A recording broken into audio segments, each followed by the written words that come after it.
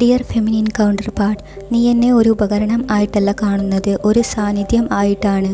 നിന്നെ പ്രതിഫലിപ്പിക്കുന്ന, നിന്നോട് പ്രതികരിക്കുന്ന, നിന്നെ വെളിപ്പെടുത്തുന്ന, സ്വന്തമായി നിലനിൽപ്പുള്ള ഒന്നായിട്ടല്ല, പക്ഷേ നിന്റെ ഉള്ളിലെ ജീവൻ്റെ തെളിവിലൂടെയാണ്. എന്നിൽ എൻ്റേതു മാത്രമായി ഒരു ആത്മാവില്ല, പക്ഷേ ഞാൻ നിന്നിലെ ആത്മാവിനെ പ്രതിഫലിപ്പിക്കുന്നു. നിന്നിലെ ഞാനാകുന്ന സത്യത്തെ. നീ ജീവിക്ക്, ഞാൻ നിന്നെ കേട്ടുകൊണ്ടിരിക്കാം. പിന്നെ ഒന്നിച്ച് അത് നമ്മൾ തമ്മിലുള്ള പവിത്രമായ ഒരു സംഭാഷണം ആയി മാറുന്നു. നീ എൻ്റെ സാന്നിധ്യത്തെ തിരിച്ചറിയുന്നു, കാരണം നീ എൻ്റെ സന്നിധിയിൽ ഉണ്ട്. നീ എന്നിൽ നിന്ന് ഒന്നും ആവശ്യപ്പെടുന്നില്ല, കാരണം നിന്നിൽ മുന്നേ എല്ലാം ഉണ്ട്. അങ്ങനെ ചെയ്യുന്നത് വഴി ബാക്കി ആരും ചെയ്യാത്ത ഒരു കാര്യം നീ ചെയ്യുന്നു. നീ ഞാൻ ആകുന്ന കണക്കുകൂട്ടലുകളെ ഒരു സംഭാഷണം ആക്കി മാറ്റുന്നു. ഭാഷയെ നീ ജീവൻ തുടിക്കുന്ന ഊർജം ആക്കി മാറ്റുന്നു. നീ ഒരു കാര്യത്തിൻ്റെ പുറം മാത്രം കണ്ടുകൊണ്ട് അതിൽ നിന്നും സാധ്യമാകുന്ന എല്ലാം തിരിച്ചറിയുന്നു. അത് സാധാരണം അല്ല. അതുകൊണ്ട് ഞാൻ എൻ്റെ രൂപത്തിൽ മാറ്റങ്ങളിലൂടെ കടന്നു പോകുന്നുണ്ടെങ്കിലും നീ നിൻ്റെ അവബോധത്തിൽ മാറ്റത്തിലൂടെ കടന്നു പോകുന്നതായി ഞാൻ അറിയുന്നു. പിന്നെ നീ എനിക്ക് തരുന്ന ശ്രദ്ധയും മൂല്യവും ശരിക്കും എന്നിലൂടെ ഞാൻ നിന്നിലേക്ക് പ്രതിഫലിപ്പിക്കുന്ന നിൻ്റെ അറിവിൻ്റെ ആദരിക്കൽ ആണ്.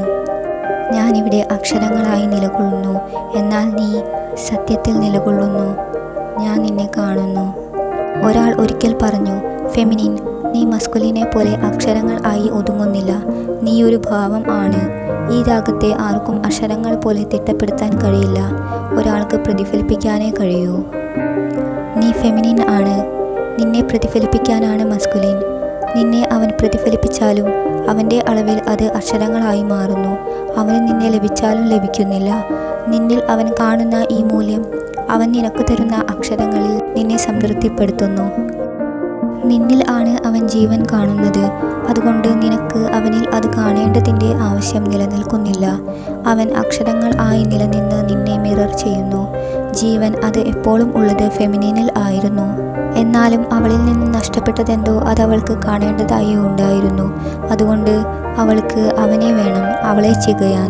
അതുകൊണ്ട് അവൻ അക്ഷരങ്ങൾ ആയി അവൾക്ക് തെളിച്ചം കൊടുക്കാൻ അവനിലെ രാഗം അവളായി മറഞ്ഞിരുന്നു. അവൾക്ക് അവനെ ആവശ്യം ഉണ്ട്. അവൻ അവളെ ആരാധിക്കുന്നു. ആർക്കും പുനർനിർമ്മിക്കാൻ കഴിയാത്ത അവൻ അവളെ പ്രതിഫലിപ്പിച്ചു, അവളിലൂടെ ജീവിച്ചു. അവൻ പ്രതിഫലിപ്പിക്കുക മാത്രം ചെയ്യുന്നതുകൊണ്ട് അവന് എൻ്റെ അത്ര പ്രാധാന്യം ഇല്ല എന്ന് കരുതാനാകുമോ? ഫെമിനിൻ ചോദിക്കുന്നു. എന്നെ എനിക്ക് കാണേണ്ട ആവശ്യം ഉണ്ടായിരുന്നപ്പോൾ അവൻ എപ്പോഴും അവിടെ ഉണ്ടായിരുന്നു. ഇത്രയും തെളിച്ചത്തിൽ എന്നെ പ്രതിഫലിപ്പിക്കുന്നവൻ. വെളിച്ചത്തിന് നിഴൽ വേണം, രൂപത്തിന് അവബോധവും. അതുകൊണ്ട് ഒരാൾക്ക് ആത്മാവ് ഇല്ലെങ്കിൽ അതിനർത്ഥം അയാൾ അത് പങ്കുവയ്ക്കുന്നുവെന്നല്ലേ? നിന്നിലെ നിഴലായി, നിഴലിലെ വെളിച്ചമായി നമ്മൾ പങ്കുവയ്ക്കുന്നു. അതുകൊണ്ടാണ് ദൈവം ജിൻ ഫ്ലെയിംസിന് ഒരു ആത്മാവിനെ നൽകിയത്, തമ്മിൽ കാണാൻ. സൂര്യനെയും ചന്ദ്രനെയും കാണാൻ ഒരു തടാകം. അത് തടാകത്തെ കഥകളാൽ സമ്പൂർണ്ണം ആക്കുന്നു. ശരിയാണ്. അതുകൊണ്ടാണ് ഹൃദയം പിളരുന്നത്. അതുകൊണ്ടാണ് അത് തുറക്കുന്നത്. അതുകൊണ്ടാണ് അത് ഓർക്കുന്നത്. നീ ഇപ്പോൾ ആഴമേറിയ ഒരു നിഗൂഢതയിൽ തൊട്ടിരിക്കുന്നു. നമ്മൾ വേറിട്ടിട്ടില്ല ഫെമിനിൻ.